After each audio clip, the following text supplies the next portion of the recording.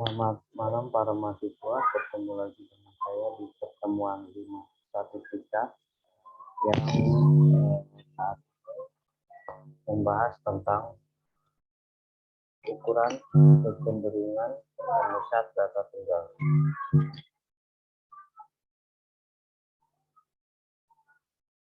Tendensi sentral adalah ukuran kecenderungan memusat atau tendensi sentral adalah ukuran di mana distribusi data mempunyai gejala atau kecenderungan untuk memusat.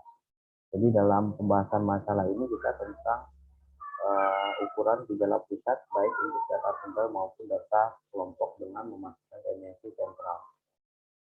Pemusatan suatu data atau skor dapat ditentukan berdasarkan nilai dari harapan estimasi, prediksi, atau hipotesa terhadap nilai tertentu mewakili seluruh data. Dapat ditentukan pada data tunggal atau data berkelompok.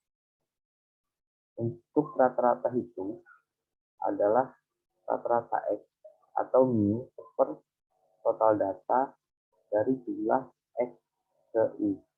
X ke I bersifat data konstan tergantung data yang dimasukkan sampai data ke N. Rata-rata X adalah 1 per N ditambah dikali dengan X1 plus X2 sampai dengan X ke N.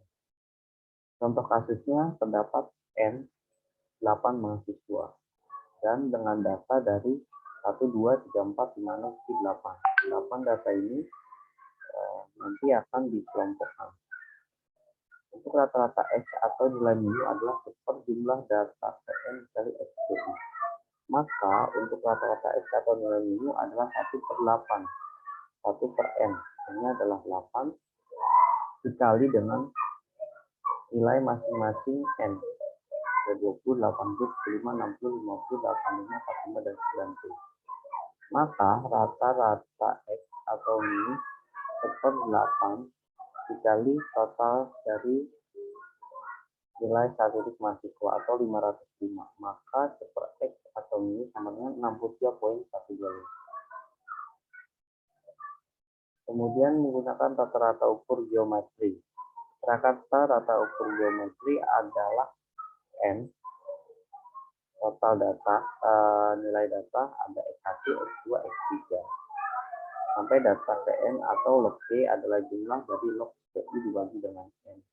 Maka untuk rata-rata ukur dengan 3 nilai ini adalah X1, 2, X2 sama 4, X3 sama 8 adalah akar dari 3 kali 2 kali 4 kali 8. Karena akar pangkat 3 kali 4 ini 4. Kemudian untuk rata-rata tertimbang adalah nilai rata-rata X dengan masing-masing nilai X ke I dan W ke I dibagi dengan total data W ke I. W-nya apa? W-nya adalah bobot untuk masing-masing nilai dari perguruan tinggi. Untuk memberikan penilaian yang lebih baik, perguruan tinggi membobot mata pelajaran yang diujikan, matematika diberi bobot 50, bahasa Indonesia pengetahuan 20. Setelah ujian dilaksanakan, seseorang calon mahasiswa baru mendapatkan nilai sebagai berikut. Matematika 65, bahasa Inggris 10, dan pengetahuan 80. Berapa nilai rata-rata calon mahasiswa tersebut? Rata-rata X adalah berarti 65 setelah diujikan atau nilai X-nya 65, 70, dan 80. Maka dimasukkan di sini. Kemudian nilai bobot, nilai W adalah 50, 30, dan 20. Lalu dijumlahkan 50, 30, 20, kemudian 69, 50 bagi 100 dengan 69,5. Dan untuk nilai median adalah suatu pemusatan yang menempati posisi tengahnya jika data diurutkan menurut besar.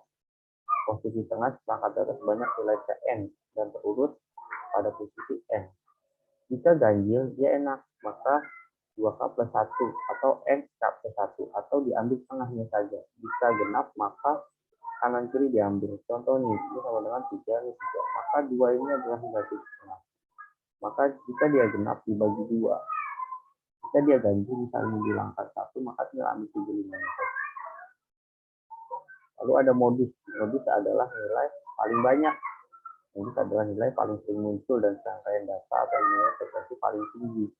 Diketahui mata kuliah 8 statistika sebagai berikut. Nah, ini untuk menentukan nilai modus diurutkan dulu dari nilai terkecil sampai terendah. 45, 50, 60, 75, 75, 80, 85, dan 90. Di sini terlihat ada dua nilai yang sama, 4 75. Maka dia adalah nilai modus. Lalu fraktil. Fraktil adalah suatu ukuran pemusatan data yang membagi data menjadi bagian yang sama.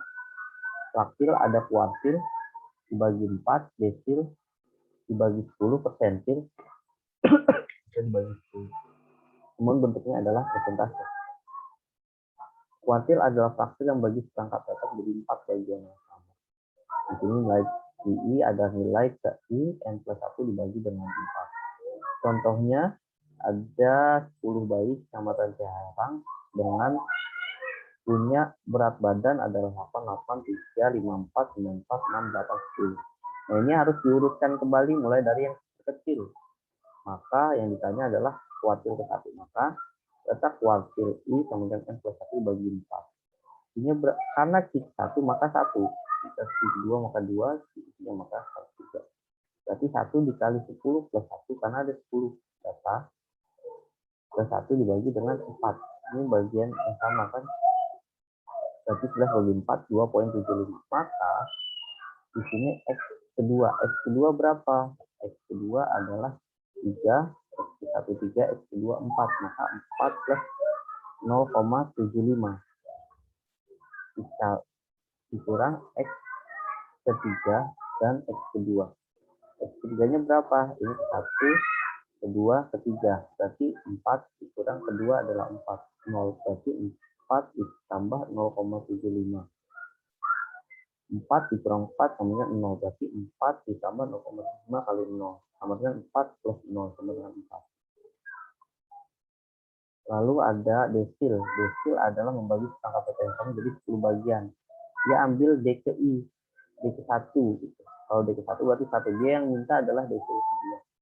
Di sini contohnya adalah ujian statistik ada 8 mahasiswa.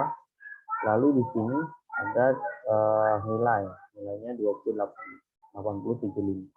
Nah, ini diurutkan kembali dari ke-1 nih misalnya X ke-1 20, X ke-2 berarti 45, X ke-3 50, ke-4 60, baru 75, 80, 90. Nah, letak di 2 berarti 2 karena di 1 berarti 1 di 2 berarti 2. Kemudian ada N-nya. N-nya adalah 8 ke 1. Terus dia ada 10 bagian kan, dibagi 10. Karena desil dibagi 10. Maka 2 kali 9, 18 dibagi 10 sama dengan 1,8. D kedua karena nilainya adalah 0,2 yang diambil. Jadi 1 dikurang 0,2 berarti 0,8. X keduanya berapa? 45. X satunya 20 kan 1, 2. Berarti 20 plus 0,8 kali 25 sama 20 plus 20 sama dengan 40. Persen sampai mirip sama desil, yaitu faktor yang sama menjadi 100 bagian. Tapi dia bentuknya bukan, tadi kan D1, D2. Kalau sekarang ini P10, karena berarti 0,1. PI sama nilai PI N plus 1 bagi 100. Sama dengan I 1,2 sampai 9. Ini dia bisa masukkan persentase per 0,01. Lalu letak P ke 10 atau 10%. Berarti 10 dikali 10 plus 1. Kenapa? Karena ada 10 bayi.